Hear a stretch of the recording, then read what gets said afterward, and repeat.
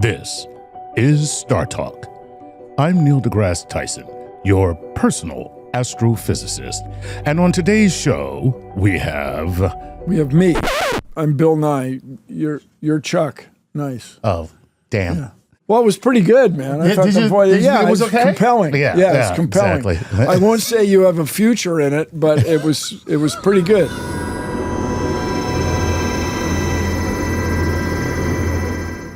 Today we're going to talk about funding space exploration. And right now we're at a remarkable time in the history of NASA, the National Aeronautics and Space Administration, where people want to cut the budget for science just about in half. And whose problem is that? Everybody's problem. And so today, as you may know, Neil deGrasse Tyson was once on the board of the Planetary Society, as am I even now. Yes. And Neil apparently was responsible for voting so that I would become the CEO, Chief Executive Officer, 15 years ago. And since then, the Planetary Society has developed a strong, reliable, remarkable policy arm.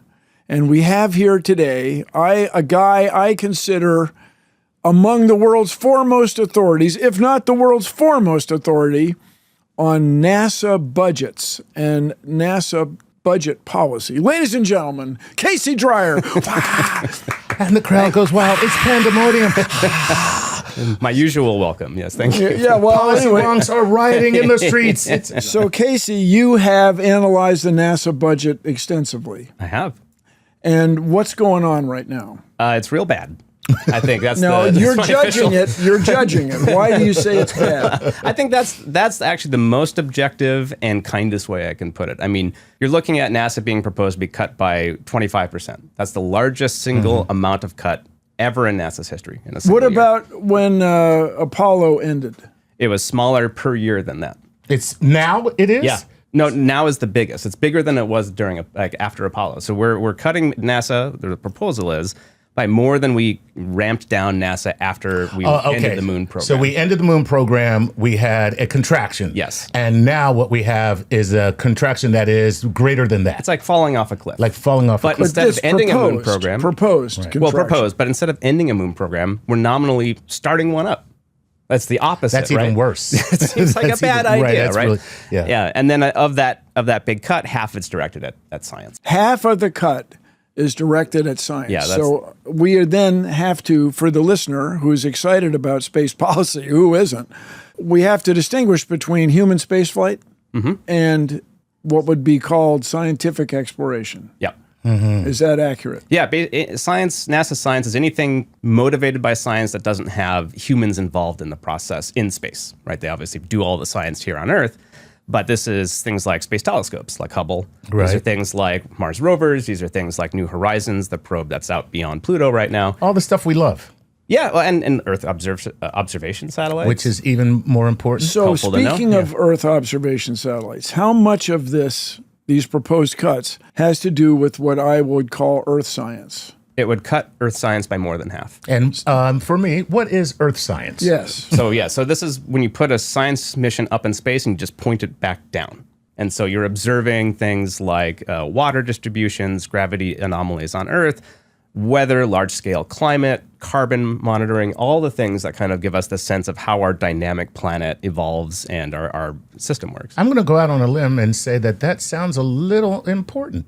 It's very relevant to most people. Yeah. Well, the other thing, just from a scientific standpoint, everybody, the big questions we ask, where did we come from, but are we alone in the cosmos? That's a big question. So when we look at Earth, we're wondering what it takes to have living things. Right. We only have one example of a place with living things. Yes. So the argument, as I will present it, is that by studying Earth, now we have something to compare everything else we find to with which. And so, of course, although we're talking about policy, we would not discuss politics. No, of course not. We don't do that here. Would know, yes. Seriously, that would be absurd. How much of that has to do with climate change? Disinterest, uninterest. Substantial. I think. And ironically, what was originally called the Mission to Planet Earth was this expansion of NASA observation of Earth started under the last years of the Reagan administration and George H.W. Bush under 2 Republican presidents. Nah, those woke bastards. You kidding me? Reagan, man. Yeah, I know. Reagan. God, what a libtard he was. Thank you, Chuck, for that reference. But in other words, Casey, you're saying this goes way back. Well, it's interesting. It wasn't originally part of NASA's primary focus. Right, even though NASA's original, everyone of course knows the 1958 NASA Act, right, passed by Congress. Oh, everybody knows that. No, but seriously, if you are a Star Talk listener, you are aware that NASA, National Aeronautics and Space Administration, was created for a reason, and that reason had to do with Sputnik. Well, that was the motivating reason to form a federal agency. But when they were creating it, one of its, Congress listed out the statutory responsibilities of the space program. Okay. One of which is to observe phenomena in the atmosphere and space. So that's atmosphere the core of science. Earth. That's like actually, yes. Yeah, they didn't know about other atmospheres and other planets yet in 1958. Wow. That's remarkable. And so this is, they really expanded this in the late 80s, and Earth science has become this major field again, and you have these data sets now that they've been tracking various aspects of Earth for over 40 years. And that continuity is really important because then you see these long-term cyclical changes. Right. You understand that there's substantial deviations from that. Right. You're monitoring temperature and again, carbon and all these other, key indicators of the health of the planet. You do this by kind of this constant focus on it. And that's why they created a specific part of NASA science to focus on the second letter is aeronautics, National Aeronautics and Space Administration. So if you're going to study aeronautics, you presume you would have some interest in the atmosphere. In the air. Right. Yeah. The air. And so, It's pretty important. We put the air in aeronautics. Yeah, well, for reals. So I took us down a climate change digression. But the thing is, and before we get off of that, let me just set it aside. Oh, okay, good. We're not going to get off of it. But I would say, I'm just conjecturing here, that when you're looking at 40-year long-term trends and things that happen in the atmosphere, one of the things that you're going to discover is that our burning of fossil fuels is a deleterious activity with the health of the planet, right? So could it be that if I wanted to support the multi-billion-dollar industry that pays me a lot of money, could it be that if I wanted to support them, I would get rid of that information? It's certainly, if you can't monitor the status of the planet, then it's harder to track kind of the impacts and changes to it.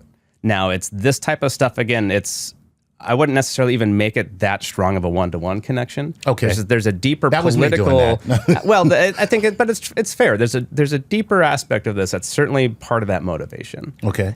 But ironically, we're talking about these other parts of NASA science. Earth science isn't even the thing that's cut the most. So that's where I was saying there's something kind of going beyond this. What is cut the most, Casey? Astrophysics. Astrophysics. Yeah, like the actual, just looking So, and out. then Neil's not here. Coincidence? Perhaps not. So everybody just understand, if you're just tuning in, Chuck is here per always, but our guest is Casey Dreyer, who works nominally. You work for me. Nominally, yes. Some disclosure. But I just do what he tells me. He has studied the NASA budget in a way that is extraordinary. You have written software. You've used artificial intelligence. Tell us about your wonky nerdiness. Well, I'll start with I'm the chief of space policy for the Planetary Society. And I'm also, I'll just plug, host of Space Policy Edition of Planetary Radio, my podcast on a monthly basis. For those of you, I'm sure it's your primary podcast, and this is your secondary, of course.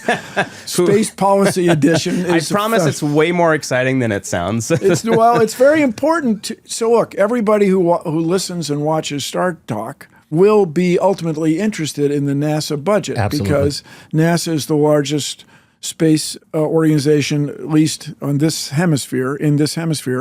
And how does it get funded so that we can make these discoveries in astrophysics or whatever else it might be? Back to you. Well, funding's part of it. And I think there's also just motivations. I'm interested in why things happen.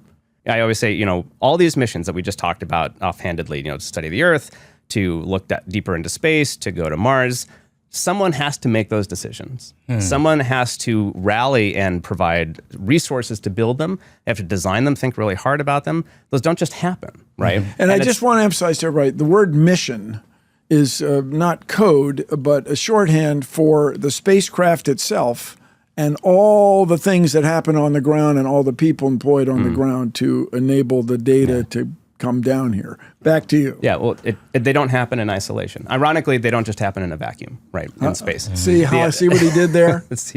Yeah, The vacuum. saw that. Space. You got it? You with us, Chuck? It's a little difficult to keep up, but I caught on there. No, it isn't. You fooled me. Go ahead, please, Casey. Well, so again, I mentioned the why, and so I love the outputs, of course, too, and I want to get more of those. And I think by studying the whys of how they come together, the incentive structures, the reasons why things actually manifest themselves, right? You're talking about in the U.S. government. Well, yeah, and particularly in the U.S. here, because it's the largest and it's where we live and spend most of our money on it. How does this idea that this forms as like some sparking neurons in one scientist's brain end up cascading to build something multi-billion-dollar spacecraft out of metal and silicon and what have you, and then launch to a different planet and return this data and discover something completely new? Wow. It's that process from neuron to building the spacecraft that I think is so valuable, but also fascinating. It's like physics. Why do things happen? You try to model why that happens to understand it better. When NASA faces budget cuts, it doesn't just affect the people who work there. It has real consequences for us all. In fact, when the Trump administration moved to shut down NASA missions tracking carbon dioxide and plant health, we saw over 100 sources on ground news covering this story. On the surface, it looked like budget trimming, but when we dug into it, the reality is it will erase critical climate data, the kind that tells us how fast the planet is warming and what it means for our food supply. That's the problem with science news today. Political agendas and fragmented coverage can leave you missing the full story. Important research gets cut out or silenced. That's why we think Ground News is one of the most important platforms right now. The app and website was founded by a former NASA engineer who built a way to bring clarity to complex stories by pulling in reporting from tens of thousands of sources worldwide. From scientific journals to international outlets, Ground News helps you understand what's really happening in science and space with interest pages tailored to topics you care about. Ground News not only helps filter the news, but gives you the missing context, which biases are shaping the reporting, how credible the source is, and who's funding it. We've partnered with Ground News for years because we believe the tools are essential for anyone who cares about the future. With science under pressure from politics and misinformation, there's never been a more urgent time to have a tool that keeps you ahead of the story. To subscribe, go to ground.news/StarTalk or scan the QR code to get the same unlimited Vantage plan we've been using for just $5 a month. So there are people right now, not in this audience, and I know it's not this audience, but there are people who will hear what you just said and then say, but so what? Mm-hmm. What's that got to do with me? How does that help me? Doesn't cutting the budget leave more money for the rest of our important things? Yeah. I mean, why are we, and this is the term, wasting money on going to another planet or getting to Mars or looking at exoplanets, all this stuff that you guys do?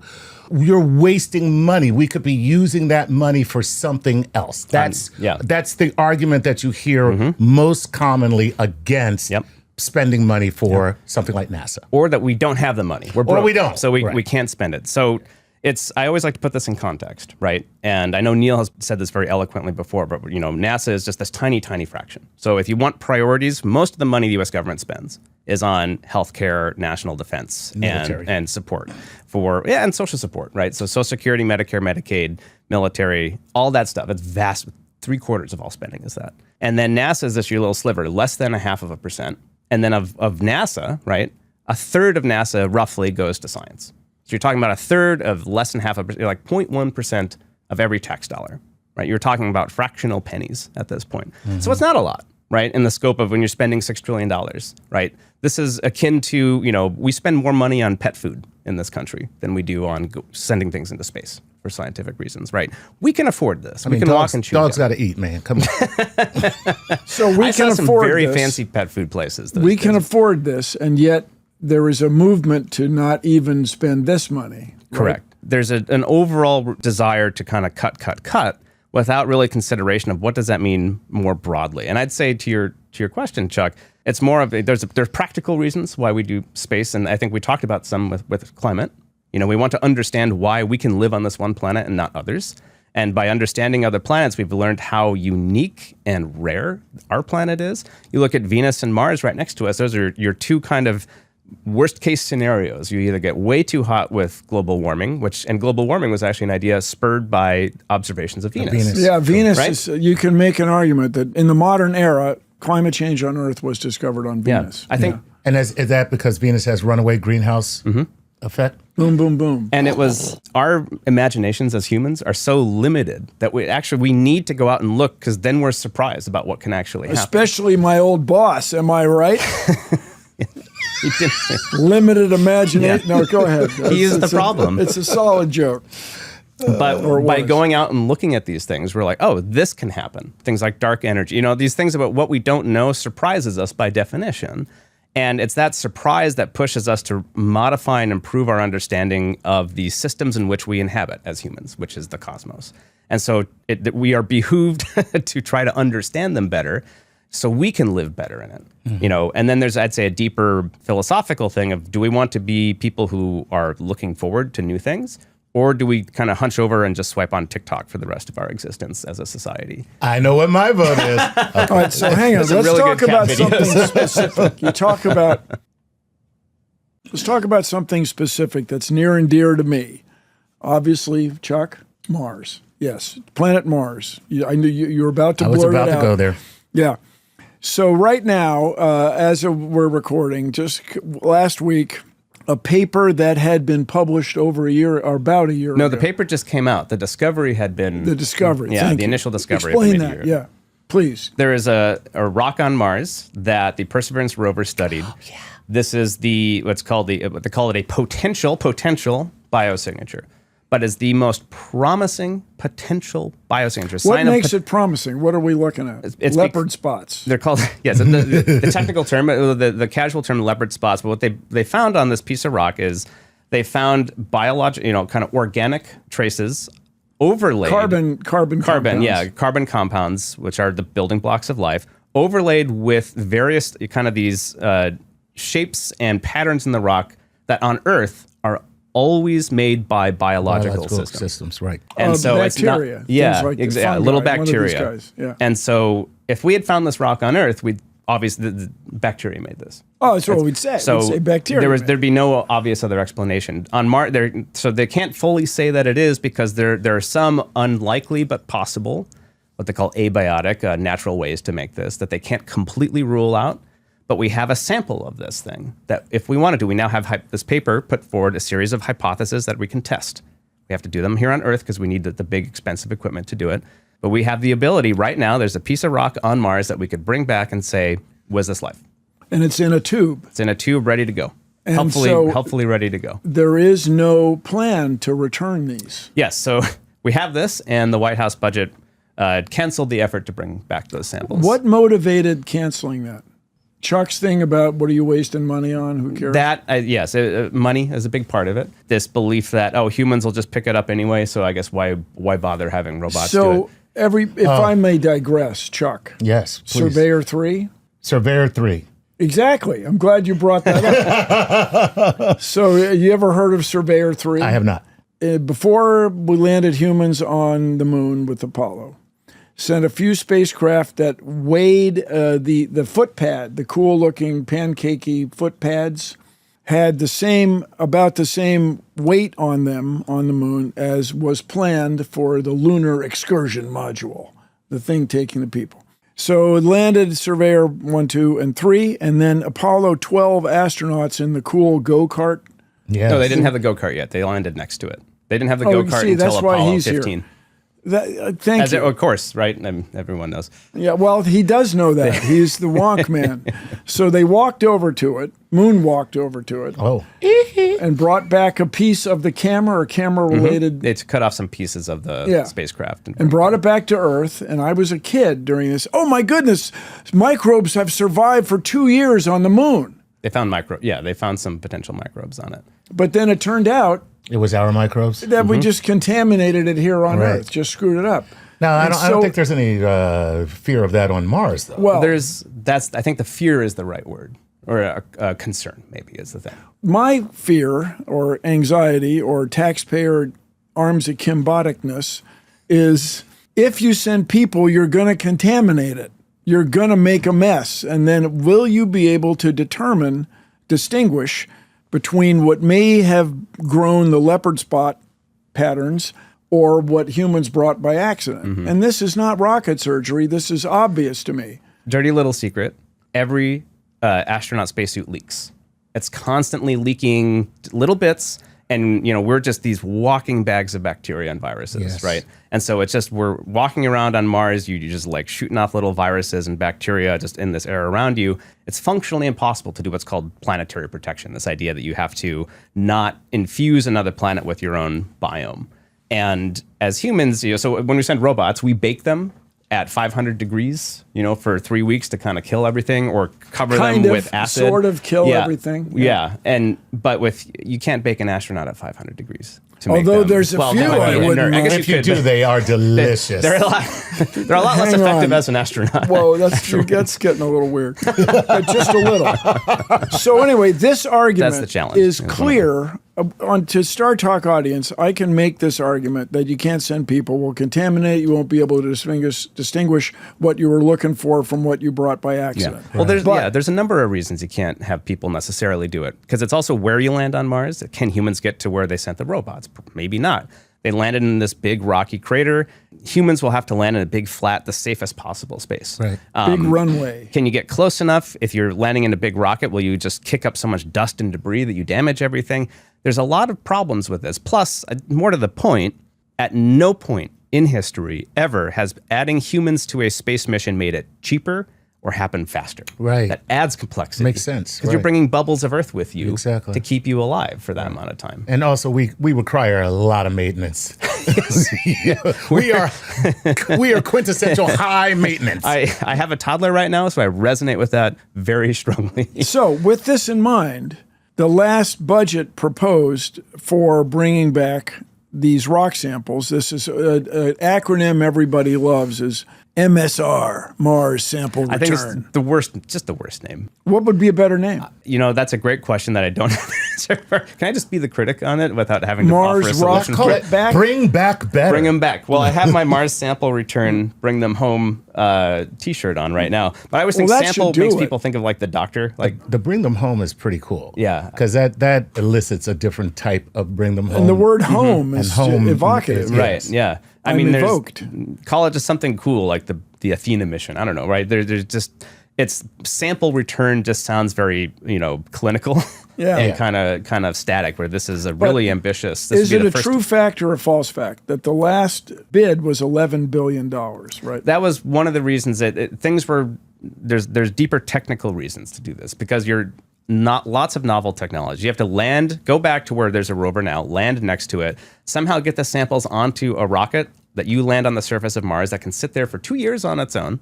And then why 2 years? Because it takes 2 years to get to Mars and land and come back. You have to launch on these cycles. Yeah. And then it has to launch itself, go into orbit, rendezvous with itself with another spacecraft, all autonomously, and then come back to Earth without getting anything dirty. So it's not 7 minutes of terror; it's 2.5 years. It's 2.5 years. I mean, it's incredibly difficult. It's all stuff you have to do if you want humans to go to Mars, right? Ultimately, anyway. Yeah, I was saying it's a great dry run for when we go, but more importantly. And I don't know if you can answer this. Are there benefits that we would glean from doing this that have nothing to do with the Mars mission, but that would end up spilling over into our everyday life? Yeah. This type of stuff, when you set extreme limits for yourself, why do people run triathlons? Why do people run marathons? Why does Mercedes, build cars for F1 racing, right? These are extreme, they seek out extreme conditions so you can practice and train yourself to be extremely good at something and have high precision, have high capabilities, and figure out how to do really hard things. So it makes your manufacturing better, it makes your engineers better, and it motivates and challenges people to pursue these incredibly difficult things that then go out and just make the world better through their own, spin-off businesses and technologies. You need a goal like this, right? It just sets this bar.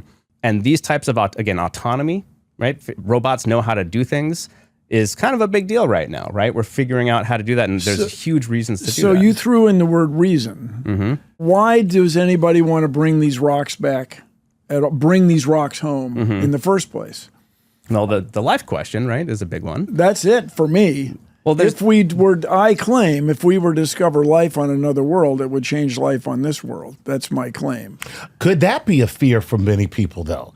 I mean, let's be honest. Could be. If you find definitive proof, evidence that there is life on, or was life on Mars, and then you look at the whole, how do we fit in? How do we fit in? Yeah. There's going to be a lot of people who are going to be very upset because their origin story changes. It's like saying Spider-Man didn't become Spider-Man, when Uncle Ben got shot. When did he become Spider-Man? Well, that's when he became Spider-Man. I don't know. That's documented. That's documented. All right, so hang on. Now, with this said, I went down this road, or I believe took you down this orbital path, presuming that this was worth doing, right? Yeah. But there are people, scientists, engineers in the planetary exploration community, if that's a thing, who think this isn't really a worthwhile use of our intellect and treasure. Oh. Right? Anytime you get a bunch of scientists in the room,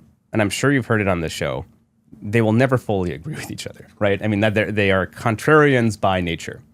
And so there's ongoing and vigorous debates about how to prioritize things. But I think, it's been through this very long-term and ongoing processes to try to, there's a whole thing, a bunch of scientists every 10 years get together. It's kind of making it sound like some papal conclave, right?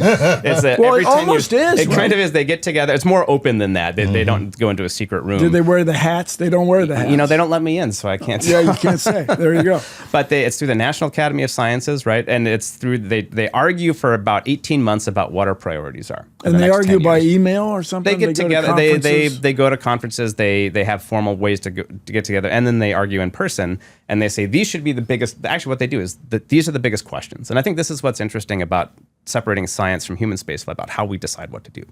Science, because it's measuring real things in the physical world, you have some external set of conditions and realities that constrain what you do, right? Give me an example. You're talking about measuring temperature. Well, you have a bunch of scientists, a bunch of contrarian scientists in a room together. No, you don't.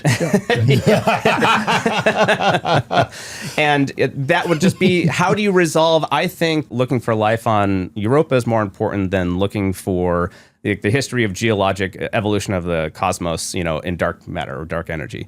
Well, they can get together in a room and they can say, what are the biggest questions? Because as a field, they generally know what that is. These are the biggest unknowns that we've learned in the last 10 years. And because those unknowns exist beyond the opinions of somebody, right? Because again, science is measuring some objective reality.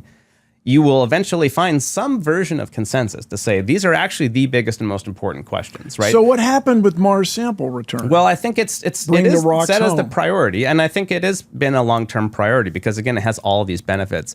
I think the problem with Mars sample return is that there's so many various justifications for it that there isn't a single one that you can just So do I have to get in charge, Chuck? Is that what it is? That's pretty much what the answer is. We're going to find out if life started on Mars. Mars was hit with an impactor. This fell to Earth, and you and I are descendants from Martians. Yeah. That's what we're going to go find out. Right.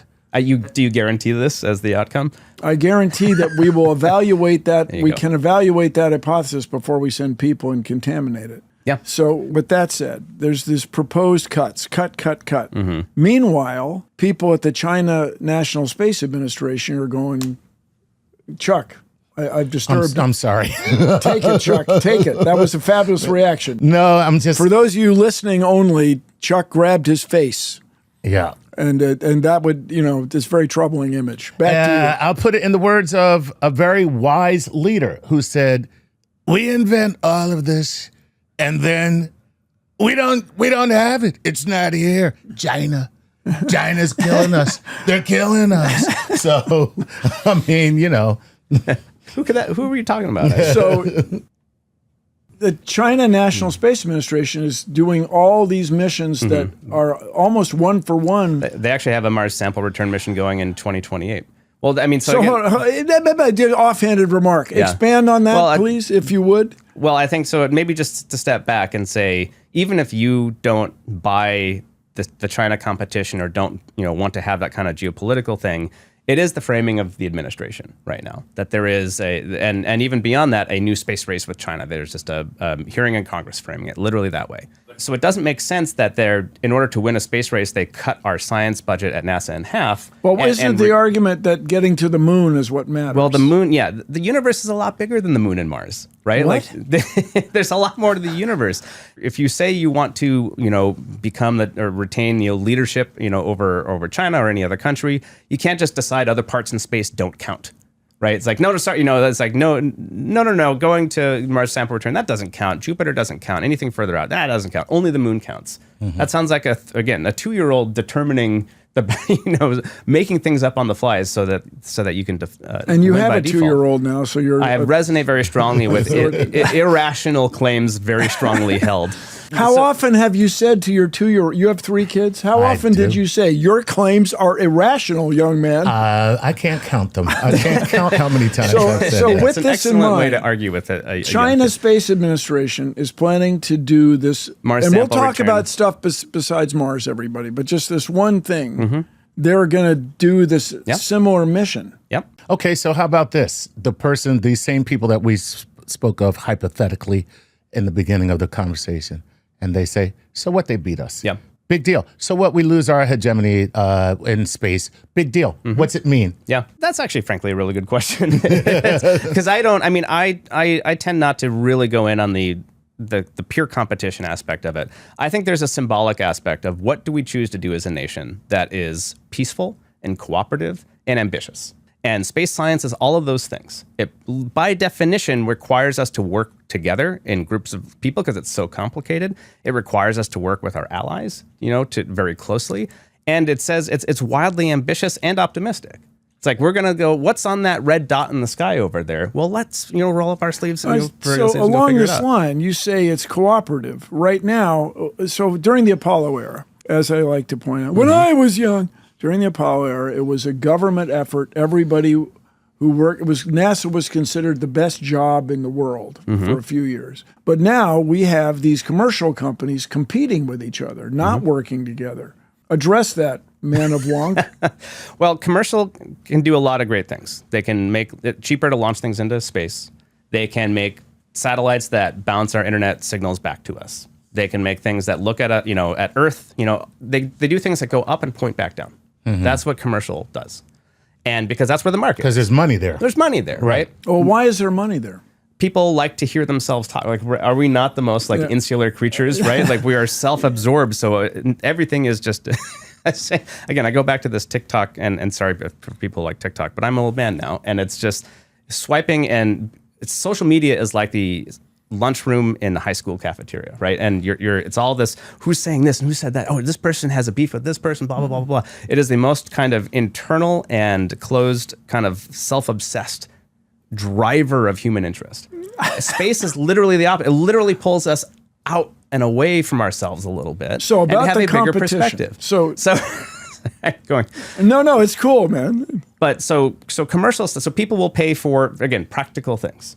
I need to have a communication satellite that can beam, this amount of data to like the Indian subcontinent for this expansion of broadcast market that I have. I want to learn about, trends in agricultural development in various places, right?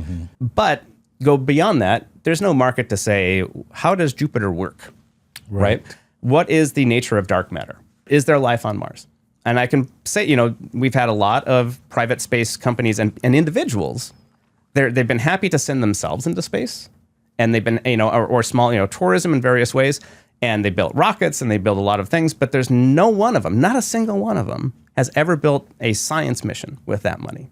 Not a single one of those companies has ever decided to just go and figure something out, because it's not their fault. That's just the wrong incentives, right? Well, they have investors and they need a return. That's exactly right. And So along this line, Casey, you have talked about guys who built telescopes in the early days. Built telescopes. Space exploration before we had rockets, right? It's just a little digression there, Sure. if you would. So in the United States, we didn't have public funding of science basically until after World War II. Because technology turned out to be so valuable in winning a war. Yeah, I mean, it turns out, there's actually like a radar, fundamental, or the nuclear bomb, or any number of things, and rockets themselves, right? Yeah, And dual use technology. But before that, it just wasn't seen as a responsibility of public investment to do. It was private sector responsibility to do scientific research, and that works up to a point. But when you start doing really complex things like going into space, it's hard for any one person to do that. So before we had rockets, you can say space exploration was basically looking through big telescopes, and there was which was amazing. And and that was revolutionary. I mean, the technology enabled bigger and bigger lenses and mirrors, and there's kind of this prestige race among the equivalents of billionaires at the time. These like Yerkes and Keck and some of these other people whose names now grace these ground-based telescope, Lowell. And they use their money to build these big space, telescopes on the ground to put their name on them. And what they would do generally, they'd cut the ribbon. They'd say, I'm such a great, person, and I've built this thing for the benefit of humanity. And then they take off, and they never fund anyone to actually look through it. And that's the difference, right? So you can get sometimes an individual to build a thing. Because I think our brains like to focus on a physical thing, but the ongoing activity of something is really hard for a person to take a lot of attention to, which is why we built this into the public sphere, right? We have funding. It's not just enough to build a mission to Mars. You have to pay scientists to figure out and look at the data, right? Without any data, none of those missions mean anything.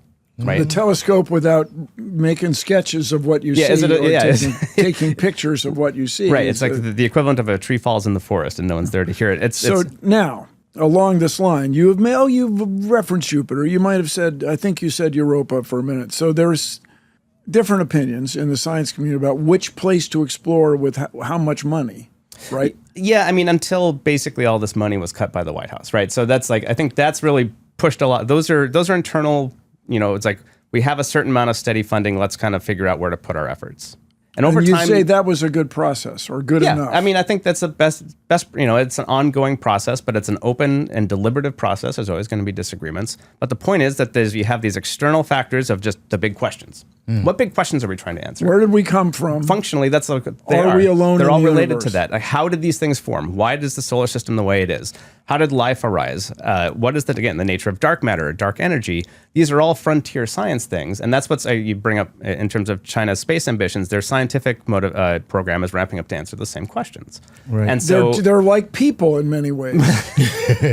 Well, they're driven by the same, and there's all these aspects of national pride. And are you going to be the nation that discovers the future or not? Yeah. But they also, you have to remember, we all have to remember that their government invests in these technologies so did we did. US, yeah. But that's what I'm saying. So Bill Nye, people, years ago on this show, predicted the future that we are living in now, where he said that it was going to be imperative that we develop battery technology. And I never forgot that. I love you, man. Yeah, I never forgot that.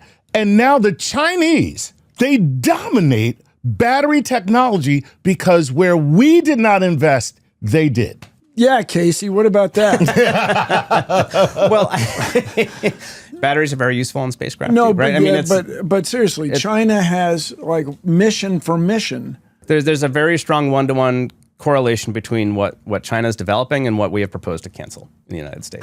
Cancel. Yeah. So it's like a needless seeding of this kind of competition to other nations, not just China. I mean, the U.S. would become second to not just China but Europe and Japan and other places. But the thing is not just human. We're not talking about human spaceflight. This is all the space science stuff. Everything. Yeah. And let me ask you both then. So if we're ceding these areas to other nations, does that mean that the scientists and the brilliant minds that go along with those projects go to those nations? Yeah, absolutely. And the partnerships between nations.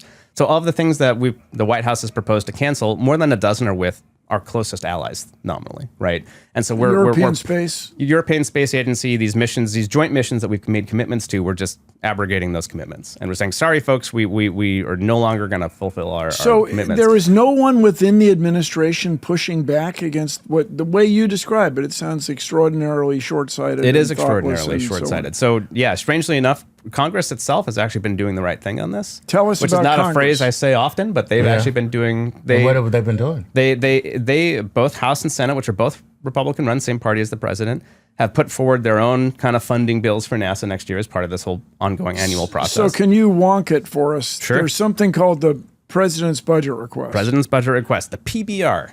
So then what happens? So the president requests, here's what I want to spend next year for NASA. That sets the baseline of argument. And then the House will put out what's called an appropriations bill and say, well, here's how we would appropriate money in response to your request. Then the Senate would do the same. They vote on theirs. They reconcile. They kind of iron out the differences between the two. They have a meeting in some smoke-filled room. Yeah, the proverbial kind of meeting to get an agreement. Yeah. And then you ideally pass it by the Congress, and then the president would have to sign it into law, right? So that's like the ideal process. This is your spherical cow of legislation. Process. So do you get the spherical cow? I don't know the spherical cow. It's hilarious. It's Casey, like all physics major, tell us Let's about see if the I cow. can do this joke.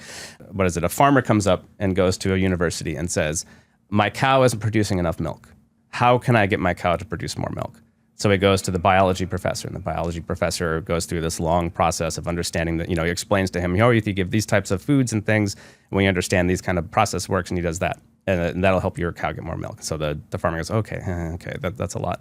And then he goes to, what's the other one? An astrophysicist. An astrophysicist. I'll just do it in two instead of three. And he goes to a physicist and says, oh, my cow's not producing enough milk. What do I do? So the physicist thinks for a while. Let's go a year. He goes away for a year. He draws up a bunch of stuff, comes back. Okay, and the physicist goes, all right, I figured it out. Here's how we get your cow to produce more milk. He said, step one, assume a spherical cow. First, we assume a cow is a sphere. It's so funny. Which is hilarious. For any physics major, yes. So the reason planets are round, you guys, is because of gravity.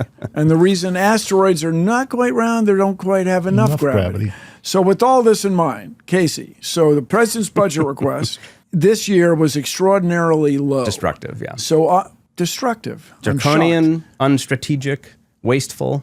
Wow, tell us how you really feel. These are the polite terms. So along this line, is it, as an observer, is it a bargaining technique just to go into the meeting saying we're going to give you half what you asked for, and so that they would reach 3/4 of what you asked for when they split the difference? No, because this predates this whole process. The person who runs the budget office in the White House called his shot 3 years ago when he published a report saying he wanted himself to cut NASA science by 50%.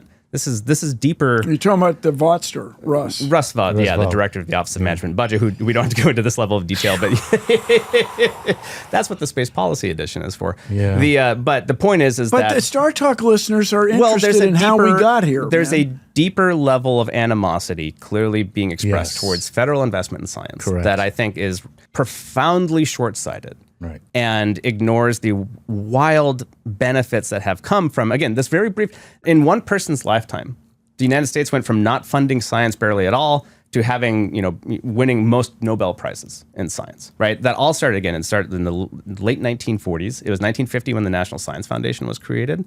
It all came from a report by this guy, Vannevar Bush, the president of MIT, to Franklin Roosevelt, saying, we won World War II because of science. He called science the endless frontier. Science. And through science, public health, national interest, national defense, industry, market, everything. But we need to do this fundamental stuff that markets and private individuals cannot do. And Article 1, Section 8, Clause 8 of the Constitution, Congress is to promote the progress of science and useful arts since 1787. Wow. Now, Casey, you made kind of a slam on other arts, isn't it? Now, well, useful arts to what me are the is non-useful arts? Is making stuff. Yeah. Bridges. Yeah. What did they do? Church steeples, engineering, plows. and architects and things. Yeah. So now, Casey, you threw out a word which I dig. Okay. Can you describe why these cuts you view as unstrategic? Well, again, so you're destroying the fundamental research base of the entire country, right? And this goes all the way down to whether students can be trained to become scientists and good thinkers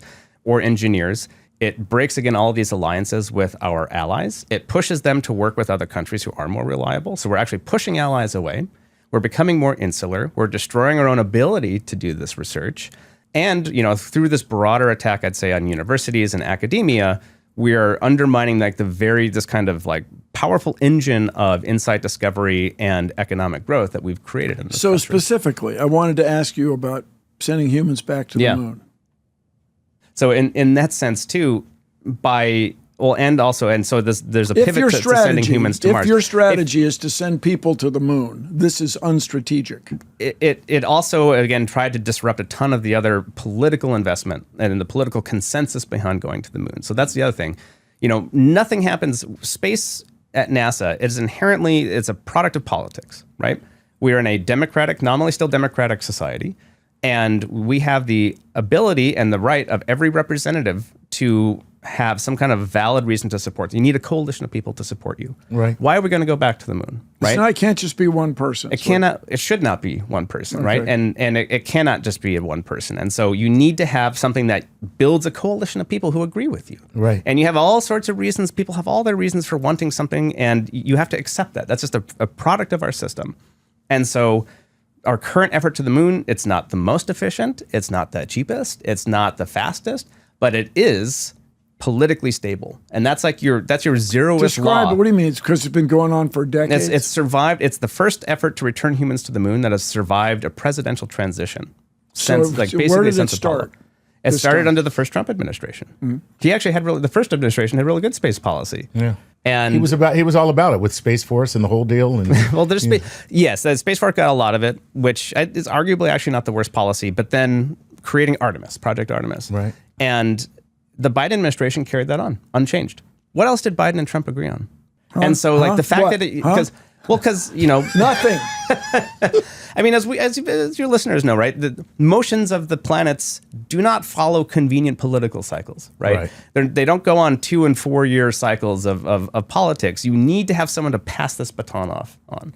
Because you can't do it in 4 years. You cannot do it in 4 years. You can't do it in 2 or 4 years. And so you need to build some consensus of someone to carry on that progress. And if you want to send people back to the moon and then go to Mars, which is also in this proposal, despite cutting NASA's budget so much, while destroying such a popular part of the agency and this broader, not even making an effort to build a coalition around it, right? It will fail. And so it is an anti-strategy. Who will carry this forward, right? Because why would they bother to do it? There's no groundwork established that anyone else agrees with this, right? And so by destroying the coalition we do have and then not making one for this new idea, you end up wasting money in the immediate term, destroying this huge thing that we have built support for, and then undermining their own goal in the long term, which is why it's an anti-strategy. Specifically, certain listeners, viewers, may remember the Ares program and the Constellation program. So I went to Cape Canaveral. They built a giant gantry tower, steel, welded things, rivets, spray paint. Giant thing to hold up a giant rocket. Mm-hmm.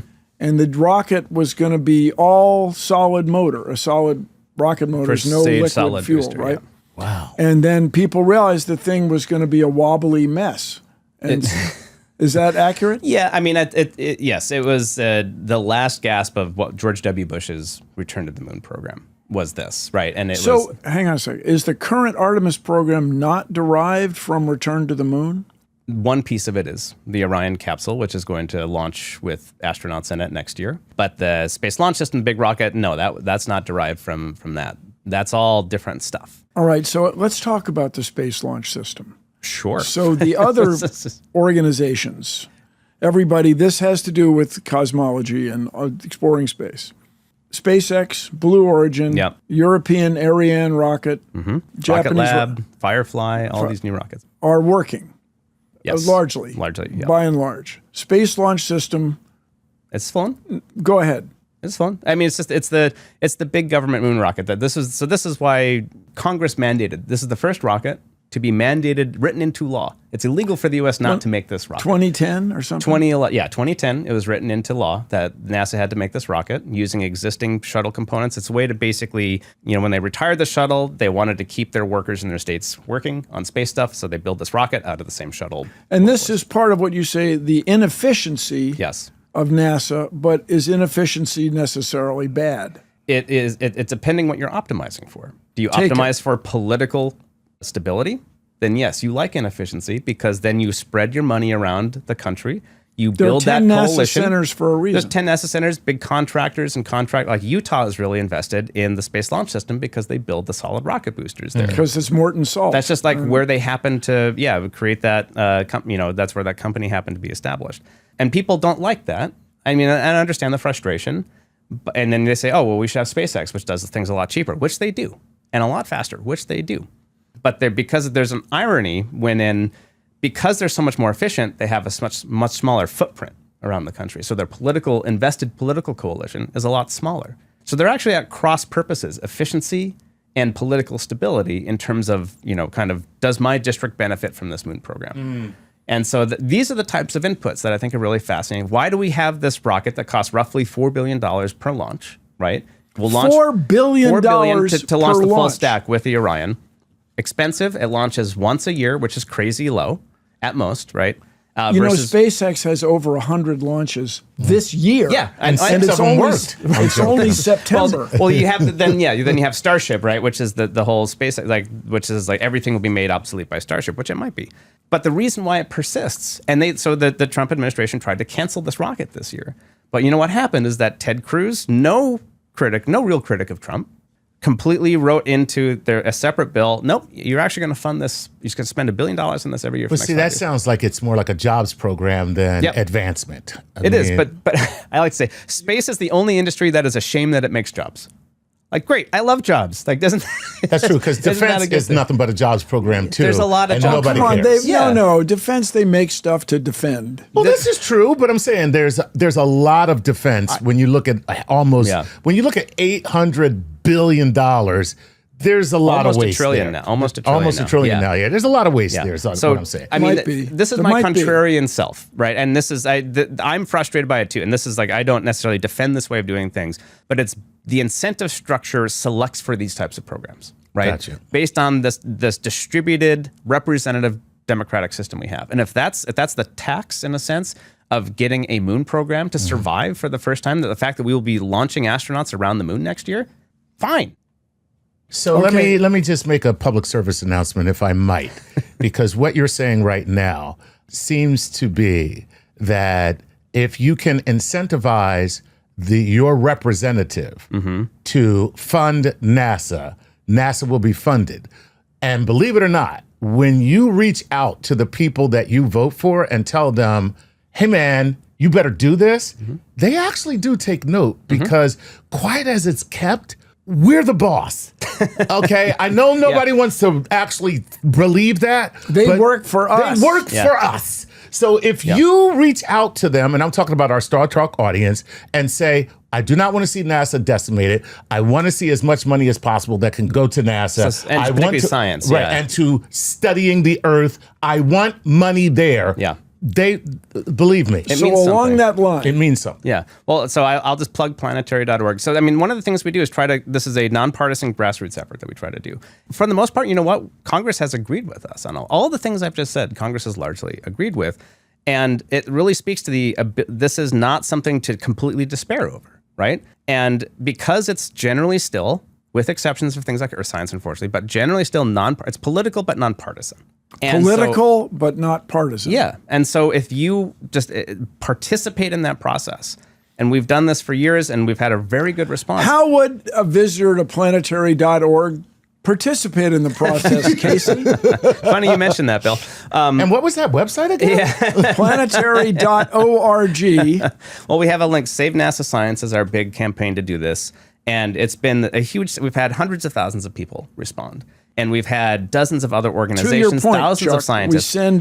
Our members and people who visit the website send emails, they write paper letters, and they go to Washington, D.C. with us. Over 200 people will be joining us in Washington, D.C. So to talk about 200 NASA people science. who take the time, they take a day or two off from a job, often fly on a plane to Washington, sometimes drive, take a train. Yeah. And that we organize it so that they can visit their congressional representative, their senator, and make just the case that you're describing. Excellent. Yeah. So check us out, you guys. It is also very rewarding. I think everybody who participates gets a lot out of it. You really walk the halls of Congress. You really meet with your representative. You meet their staffers, some of whom are old enough to drive. And in New York, that's a reference. People operate motor vehicles. Many of you don't. And so it is really a cool thing that with Casey's leadership, with our other guy in D.C., Jack Corrali, we have been able to build this very well-organized effort. And furthermore, when members go to congressional offices, Casey, you have created what you call tools to help people take it. Well, we want to empower people. So empower. Yeah, I mean, well, you want to walk in and just say, you can say it. You can go in and say, I want this, and that's totally legitimate. You're not I want this expert. But if you can make the case saying, you walk in and say, oh, here's actually NASA's real economic impact in your district. Here's NASA's science impact specifically. So you have written software. We have pre-generated. We've done all the analysis for people, all this stuff to show that there's an impact here, right? So if I'm from a congressional district, I go to planetary.org and I find... You can go to dashboards.planetary.org and you can find, or save our NASA science at planetary.org, and you can find your state and district, and you can find out how it impacts your locale, because that immediately establishes relevance. Yeah. Something happens here because of this. And if we don't do it, it goes away. How many congressional districts are there? 435 congressional districts and 50 states. And 50 states. So that's 100 senators. Yep. So you can go in either with the ideas or the numbers in your head, or you can print out the numbers and you can present them to your representative and senator and say, this is the effect in our district. We want to fund NASA science. We want to explore planets. And China National Space Administration will kick our empennage if we don't do something. Well, so we give you, I mean, it's whatever works best for you and what's best for your representative and what resonates. And the point is that there's a lot of ways to argue for this. And that it's also, in so doing, it's anti-cynicism. It's like a good antidote to cynicism, frankly. Like most people come out of this, and this is because you don't run into these partisan walls, you are there really just trying to express your passion. And that's, at the end of the day, what we all have. And what's so unique about this is that this isn't just, and as Bill, you said, we're independent. I don't get any bonuses if we go to Europa or Jupiter, unfortunately, right? We don't have anything to gain but seeing the incredible pictures or sharing in the knowledge that we find. And that enrichment, that is an access, I think, to the sublime that we do not get from pretty much anything else in a secular world today. And that's why I say it's the antidote to like scrolling on TikTok or whatever endlessly, is that there's something bigger and grander and just waiting, literally sitting on the surface of Mars waiting to be known. Surface of Mars is one example. Europa, and just whatever, right? And we have the ability to do it. We're all for all that. You're not just there talking about a specific thing. You're saying, doing this action, we ourselves become better. So let me just add this, you guys. Planetary Society was founded by the famous Carl Sagan, the guy who gave Neil a copy of his book, gave him a ride to the bus station, but Neil chose not to take his course. You have to take that up with him. Carl Sagan, Lou Friedman, who was an orbital mechanics guy at Jet Propulsion Lab at the time, and Bruce Murray. And Bruce Murray was the head of the Jet Propulsion Lab during these famous missions, Viking landing on the surface of Mars, and Voyager, the famous Voyager spacecraft that did the grand tour of the solar system, the golden record, which is still flying out beyond the heliopause into the cosmos. Still active now, yeah. He was the head guy during all that. And he famously was asked, why are you building these spacecraft? What are you going to find? We don't know what we're going to find. That's what we're building them. And to that point, all four of my grandparents were born in the 19th century. They were born in the 1800s. I'm of a certain age. All four of them. They did not know there were neutrons. They did not know there was relativity. They did not know that one day we would have mobile phones that depend on both special relativity, the speed of the spacecraft, and general relativity, the Earth's gravity affecting the speed of clocks. They did not know any of that. And all of that is derived from space exploration, and in the case of relativity, largely from just the telescopes, right? Just the beginning Part before of it, yeah. rockets. They didn't know about Pluto. They didn't know there was a Pluto. And there still isn't a Pluto. There's a Pluto. There's a Pluto planet. and a Sedna. So anyway, you guys, Pluto's I'm made starting up. my own movement. so to take it back to Casey's point, with all this talk, all this concern about NASA budget and funding, international competition, what could a person do about it? Casey. Well, again, planetary.org, there's links right on the homepage for our Save NASA Science campaign. It'll catch you up on the news. It'll give you ways to write your member of Congress. You can call them if you want. It catches you up on talking points. And then whenever you want, you can join us. We go to Congress every year. And so Sometimes twice a year. Sometimes twice a year. And so there you can sign up. I have a Space Advocate newsletter and then also subscribe to the Space Policy edition of Planetary Radio to keep going into all the depths and nuance and reasons for why we do these things. And then the more you know, the better you're going to be I as an just saw a advocate for star space. go across the room. How appropriate for where we're here. So really, you guys, a lot of times on Star Talk, we talk about cosmology and astrophysics and so on, and the discoveries that have been made about anthropomorphic star ripping the guts out of the star cluster or the planetary nebula or something. But this is the practical information about what it takes to support NASA science so that we can make these discoveries and work to answering the two deep questions. Where did we come from and are we alone? The search for life. Keep looking up. Thanks for listening.